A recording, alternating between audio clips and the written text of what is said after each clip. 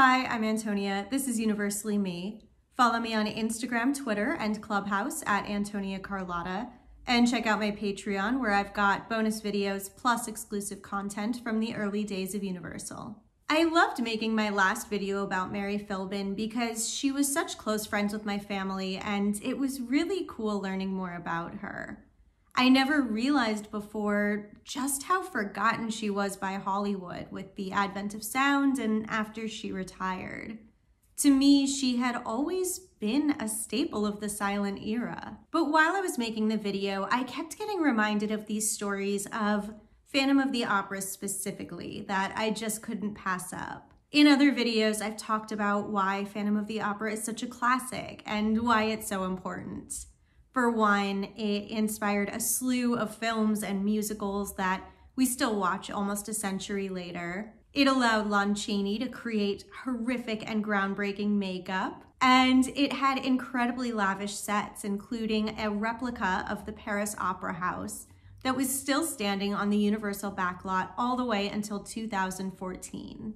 If you want to see the beautiful set from Stage 28 when I visited with my Aunt Carla a few years ago, you should check out the video, which I've linked below. It was so special to see that set, not just for the history and not just because I was there with my Aunt Carla, though that did make it so special, but because of how many of my relatives worked on that movie. I can think of 4 just off the top of my head. Because I have such a connection to the film, because I think it's such a classic, sometimes it can be easy to forget just how messy that shoot actually was. A lot of things didn't go right, and a lot of people did not have a good time. Today's video is about the Perilous filming of the Phantom of the Opera. Just in case you haven't seen it before, Phantom of the Opera is a Universal film released in 1925. It's one of their earliest horror films, starring Lon Chaney as a disfigured phantom, causing murder and mayhem, trying to make the woman he loves a star. It also featured Mary Philbin and Norman Carey, and my great-aunt Carla as the prima ballerina. If you haven't yet seen the movie, I've got it up on my channel, so I recommend you go and give it a watch. My uncle Carl Laemmle acquired the rights to Phantom of the Opera from Gaston Leroux in 1922. Carl was on a trip to Paris when he met Leroux and just happened to mention how much he loved the Paris Opera House. Gaston Leroux seized the opportunity to give Carl a copy of his Phantom novel. Carl loved it and acquired the rights immediately as a vehicle for Lon Chaney. Production started in October of 1924, and there were issues right from the jump. Multiple endings were written and rewritten. Some were thrown out right away, and others would later end up on the cutting room floor. Rupert Julian had finished filming Merry-Go-Round about a year earlier, where he had replaced Erich von Stroheim. Merry-Go-Round did well, although a lot of the credit went to Erich von Stroheim, but Julian did enough and got in close enough to budget that Carl Laemmle offered to let him direct Phantom. Rupert Julian was in pre-production for 6 months and in production for 11 months at a time when a lot of films would take just a couple weeks. The costs were exorbitant and the stakes were really high. They built a brand new soundstage, Stage 28, which I mentioned before, to house a giant replica of the Paris Opera House. And like I said, that stage was standing and in use all the way until 2014.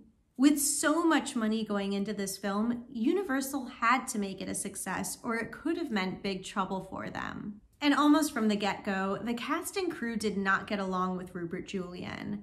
He was temperamental and he didn't have great vision. Cinematographer Charles Van Anger often acted as the go-between between Julian and the cast, telling each other what the other wanted. Lon Chaney didn't like Rupert because he didn't respect him as a director. Lon would insist on directing some scenes himself, including the famous unmasking scene, which is pretty remarkable when you think about it. For other scenes, my uncle Ernst Laemmle would step in to direct too. Norman Carey didn't like Rupert Julian either, though I'm not exactly sure why. I guess creative differences, but apparently once Norman Carey charged at Rupert Julian on a horse, knocking him over. And he didn't hurt Rupert, but he did break a camera. And just so Rupert doesn't get the blame for everyone's problems, apparently Lon Chaney and Norman Carey didn't get along so well either. And I think that stems to a conversation they had where Norman Carey told Lon that the only reason he got into acting was because, quote, it was either that or go to work. And for someone like Lon, who was so proud and purposeful, so devoted to the craft of acting, well, that was just insulting. Rupert, Norman, and Lon's squabbles were not the only trouble they were getting in. All three were problematic towards actress Mary Philbin. Mary was young, she was religious, she was very naive and very, very sweet. And it sounds like all of the men took advantage of that. Rupert was weirdly obsessed with Mary and always adjusting her wig and costume inappropriately. It got so bad that his wife actually had to step in and take over Mary's costuming. And Norman Carey was no better. He would find any opportunity to get handsy with Mary, not even shying away from doing so on screen.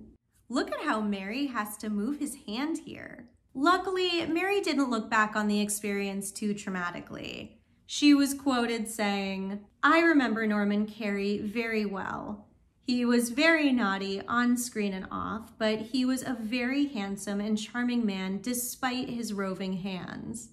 They did the scene at the top of the opera house several times, and he always found a new place to hold me. I could not react to this on camera, and though he was a rascal, he was very proper in a way. I finally had to take his hand and hold on to it to prevent it from wandering." I wish I could say Lon Chaney was an angel. At least he didn't touch Mary inappropriately, but he would manipulate her emotions for the sake of the scene. He would berate her to tears to get the right shots and then immediately apologize after, saying that it was just for the movie. And Mary, though she had her looks and her charm, she wasn't a well-trained actress, so I can see how this might have been frustrating for Lon, but it is not acceptable behavior to scare your co-star into a performance. And poor Mary, it just sounds like she was put through the ringer from all sides on this production. Someone recently told me that my Aunt Carla said that Hollywood was no place for Mary Philbin, and after hearing all of these stories, I have to say I agree. Oh, and another thing that I have to add is that Rupert Julian left the production before it was complete. The first cut of the film previewed in January of 1925 in Los Angeles, and audiences were unimpressed, to say the least. In the original, I think the Phantom died of a broken heart. I don't know. Audiences didn't like it. So Edward Sedgwick came in to do some reshoots, some scenes were rewritten, and somehow it got worse. Like way worse. Audiences actually booed it off the screen. Suddenly there were all of these comedic scenes shoehorned in and totally new characters and subplots shot in pure daylight. So back to the studio it went. This time, the legendary Lois Weber and Maurice Pivar stepped in to give one final editing. A lot of Sedgwick's work ended up on the cutting room floor, and Rupert Julian's was brought back in. And they managed to turn the film into one that audiences genuinely enjoyed and that more than recouped its money at the box office. I'm sure it was a huge relief to Carl Laemmle when The Phantom grossed more than $2 million. Usually when I watch The Phantom, I watch to see my Aunt Carla dance or to see Lon Chaney's amazing makeup. I watch because I'm named after a character in it and, because it's a classic movie. But I think that now I might watch sometimes just to see the mess that was going on behind the scenes, looking for an actor overstepping their bounds or a cut that doesn't quite fit, a missed opportunity for suspense. I'm excited to talk more about the Phantom shoot in the comments below, but I also want to hear what some of the other messiest film sets you know of are. Don't forget to follow me on Instagram, Twitter, and Clubhouse at Antonia Carlotta, and check out my Patreon for more that didn't make this video. Thank you. Bye.